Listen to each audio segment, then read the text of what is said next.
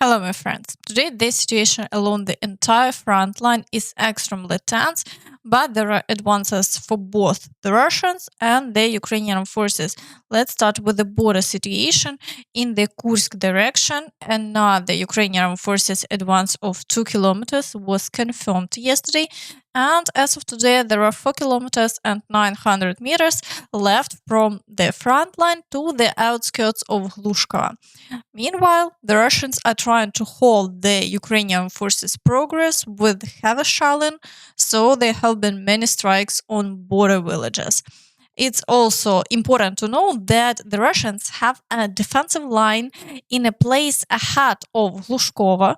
Since they've managed to push the front line eastward from Glushkova, potential issues could arise. Initially, the plan was to cut off bridges and clear the area as Ukrainian forces had already advanced from the east.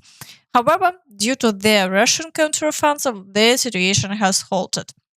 Speaking of the counteroffensive, the Russians haven't made any new gains in the past 24 hours, and the front line remains unchanged. In the Kharkiv direction, the Russians continue shelling, but no new clashes have been reported along the front line. At the same time, in the Vovchansk area, the Russians are continuing their attacks. Information from close sources confirms that the Ukrainian forces have managed to push the Russians back across the river. There have been reports of battles near the village of Hatyshe, but we are still waiting for confirmation from official sources. Now let's move directly to the Pokrovsk direction, where the situation remains catastrophic. The Russians continue shelling Pokrovsk, Myrnograd, and all frontline settlements. Additionally, the Russians have made some significant progress toward Zhelany Druhe, where active fighting is ongoing. The situation in Ukrainsk is critical, as the town is summer-surrounded, making it extremely difficult for the Ukrainian forces to hold their positions. Meanwhile, fighting continues near Selidove, but the situation here is slightly better. The Ukrainian forces are successfully repelling Russian attacks, and there are even video confirmations of Russian forces being destroyed by FPV drones in the Mykolaivka area. The Russians have been unable to advance further in this region. As a result, they've chosen not to assault Selidove directly, but instead attempt to bypass it. Fighting also persists around Novogrodivka, Krasny Yar, Grodivka, then Myrolubivka, Vozdvizhenka, and Novoalexandrivka, including the surrounded fields.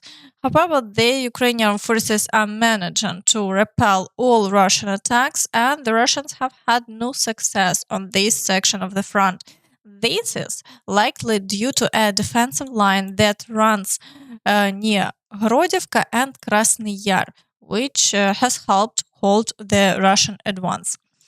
In the Kurakhove direction, the Russians are conducting numerous attacks and attempting to break through near Georgievka, the village of Kostiantynivka, and are actively assaulting Katerynivka. There is confirmation that the Russians are using armored vehicles in these assaults, but the Ukrainian forces are successfully destroying this equipment, forcing the Russians to try to evacuate the vehicles from the battlefield. For now, the front line remains unchanged with the past day. In the Vuhledar direction, the situation is also difficult. The Russians continue advancing in the Vodiny area, assaulting Vuhledar and Zolota Neva. Near the village of Vodiny, there is new confirmation that they are already storming the mine, and unfortunately, there is little resistance reported there. Moreover, there are no visible anti-tank trenches or other obstacles such as dragon's teeth in this area. The Russians are moving toward the building and firing at close range. The battle for the mine is still ongoing, and the situation is very challenging. The Ukrainian forces are doing everything they can to stop the Russian advance. In the Zaporizhzhia direction, the Russians continue their attacks around Pyatikhatke and Lobkove, but so far there are no reports of any successes. The Ukrainian forces have repelled all attacks, and the front line remains unchanged over the past day. In the Kherson direction, the Russians continue shelling Kherson and are attempting to break through on the islands near Hola Pristan. However, the Ukrainian forces are successfully eliminating these threats. Dissatisfaction among Russian war correspondents from this front is growing, with some expressing a desire for Putin's quick demise. The senior glove-dead Putin must disappear forever from this world. Only then we will achieve victory in this special military operation. Only then will all the sacrifices of our people make sense. Otherwise, it won't work. Along with him, other glove-deads and their lucky generals must vanish into the abyss of history. We have honor, officers of the airborne forces of the Russian Federation. As can be seen, discontent within the ranks of the Russian army is on the rise. Now let's move on to the Toretsk direction, where the situation remains difficult. Yesterday, Russian advances were confirmed in the New York area and Mykolaivka, and it appears they are once again pushing through the Ukrainian forces' defense lines. Additionally, fighting continues on the outskirts of Toretsk, with assaults on Dachne and Sukha Balka. Infantry is primarily being used in these operations. No significant changes to the front line were recorded overnight, and the battles continue. In the Chasiv Yar direction, the Russians are still attempting to break through to the canal and enter the city, with ongoing fighting for Andriivka. However, the Ukrainian forces successfully pushed the Russians back into directions.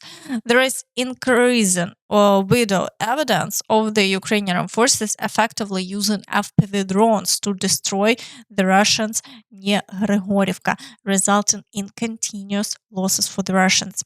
Despite these efforts, the Russians haven't achieved any significant breakthroughs here, except for some minor advances in the forest near the Novy microdistrict, which hasn't altered the overall situation significantly.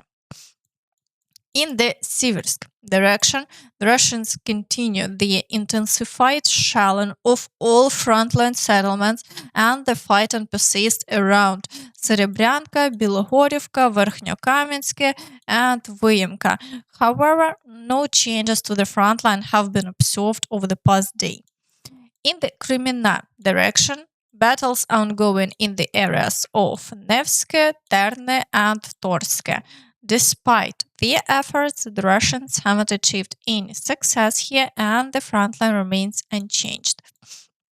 In the Svatove area, fighting continues near Lozova, but the Russians haven't achieved any new successes here.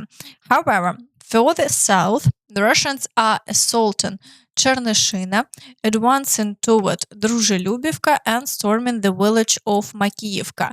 Yesterday, Russian forces claimed to have made some progress in this area. The struggle for every meter of land continues, and we are waiting for official confirmation. In the Kupiansk direction, fighting is ongoing near Sinkivka and Kolesnikivka. Unofficial reports suggest that Russian forces have managed to advance closer to Kupiansk from Sinkivka, but we need to wait for official information and map updates before drawing conclusions, as the battles are still underway. Meanwhile, Zelensky said that Putin fears the Russian people may turn against him. Sure in it. He afraid only one thing. No leaders, no countries, no nothing. He afraid of his society, Russian people. And if Russian people are in danger, if they don't have comfortable life, if they live without energy like our people, they will understand the price of the war. And they will be not happy with it, and they will begin to influence on him, on Putin. That's why I said, make Ukraine strong, and you will see that he will sit and negotiate. What do you think about this? Be sure to share your thoughts in the comments. And that's all from me. So please don't forget to like this video, subscribe to the channel, and hit the notification bell to stay updated on all the latest news. Thank you for watching, and see you next time. Bye bye.